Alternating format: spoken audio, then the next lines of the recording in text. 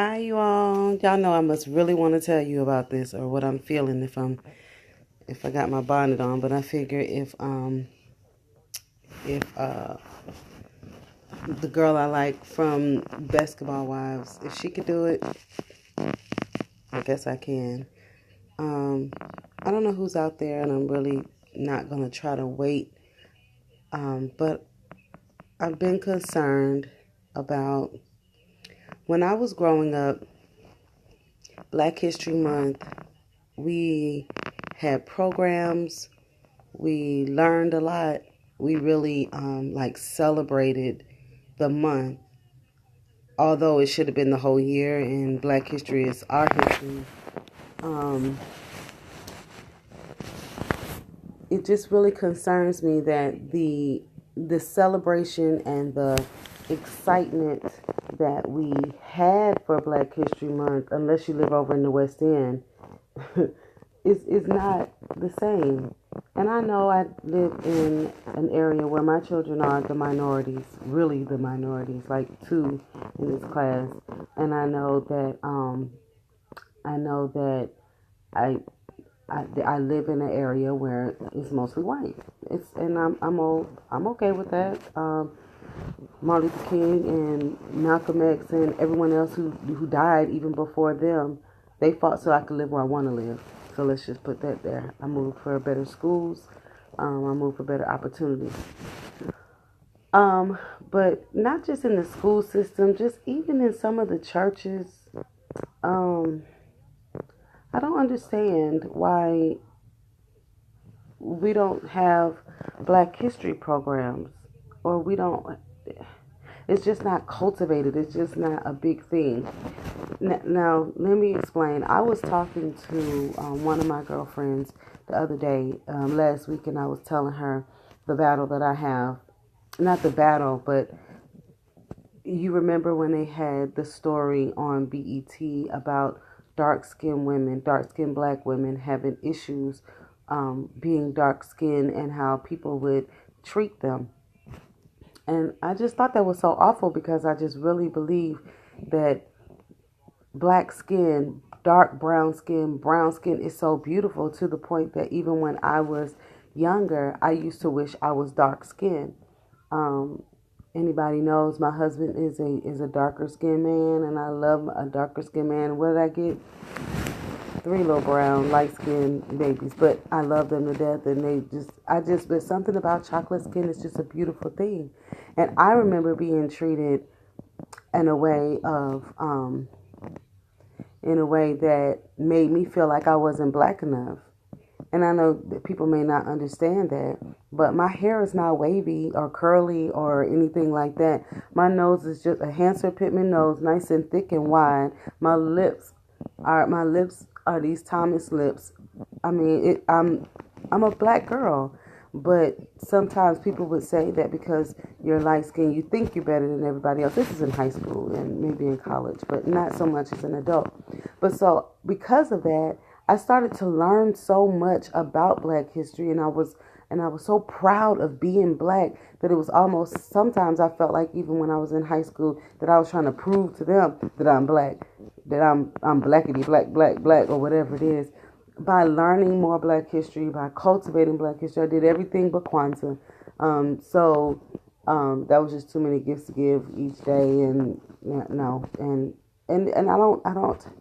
I think that I'm just really concerned that churches and schools are being affected by the government strongly, which I know that, but how it's being affected by the government and by society on teaching our little brown babies about their history. We're more than slaves. We were even bringing it closer to home so that they can understand, like, who was the first black ice skater that could do a backflip and refused to stand on the second place podium because she felt like she had been discriminated against.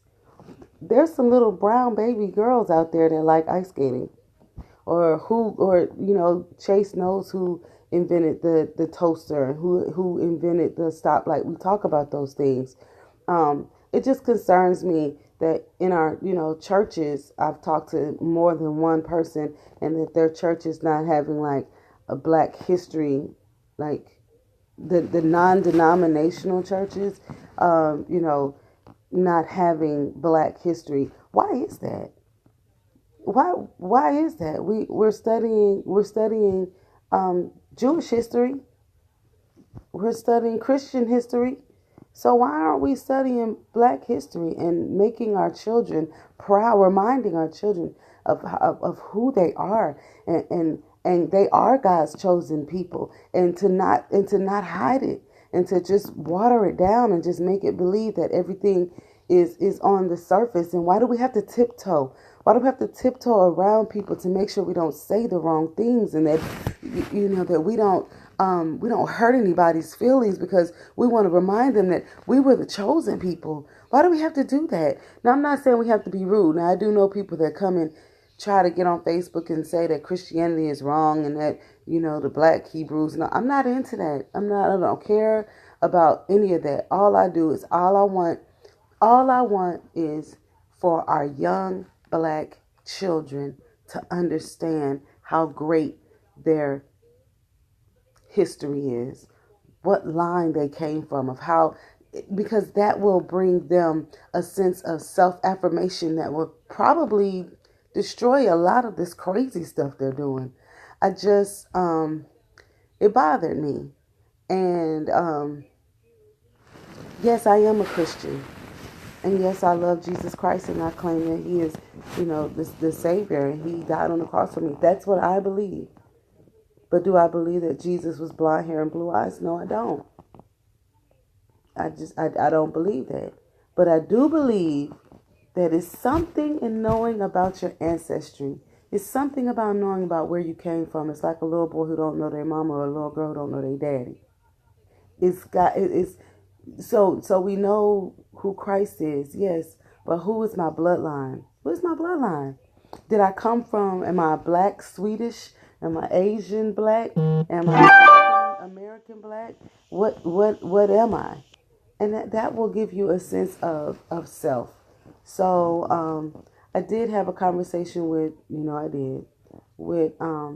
Chase's school teacher, and asked her. She was sending me all of the curriculum of what was going on for next week, and it looked really good. We were learning about all these different heroes, and that I had never even heard about. We were learning all the math components and the science, and we were learning about. They were learning about some.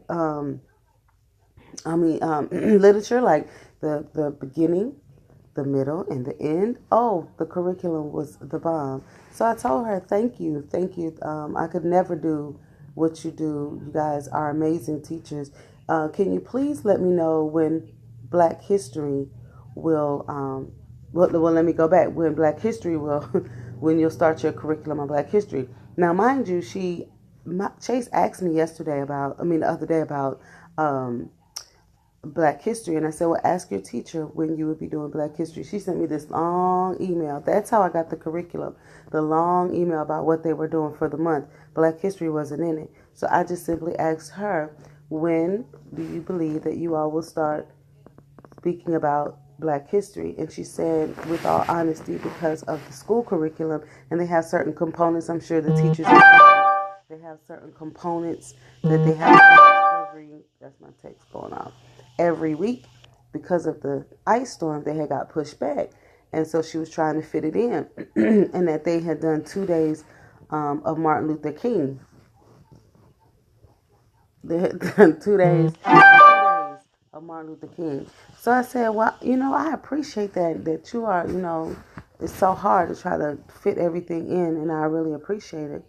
I said, but I'm sure that if you need help finding other heroes, inventors, singers, actors, directors, teachers who are African American that you can teach on outside of Martin Luther King, I can help you.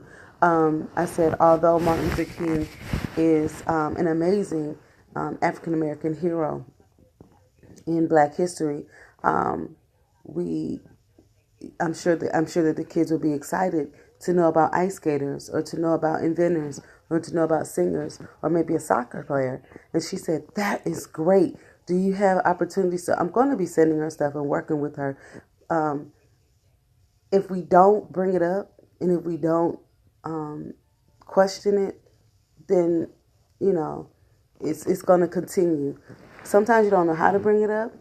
Um, and like I said, I was talking to a girlfriend of mine, and both of us were saying, how do you bring that up to your church? To say, why y'all don't do Black History? You ask certain people, but you don't hear back. You don't really get an understanding. And it's because most of the time, I believe a couple of things. It's because when you have a mixed crowd of ethnicities in your church, then maybe you don't want them to feel uncomfortable, or maybe you have other things that are going on in the church. Maybe you have other series that you're teaching. But I just had to share that with you guys. Why there's no Black History program. I have not dressed my son up as anything. We haven't read anything school-wise. We do stuff together. We definitely do stuff together. But as far as a program to celebrate.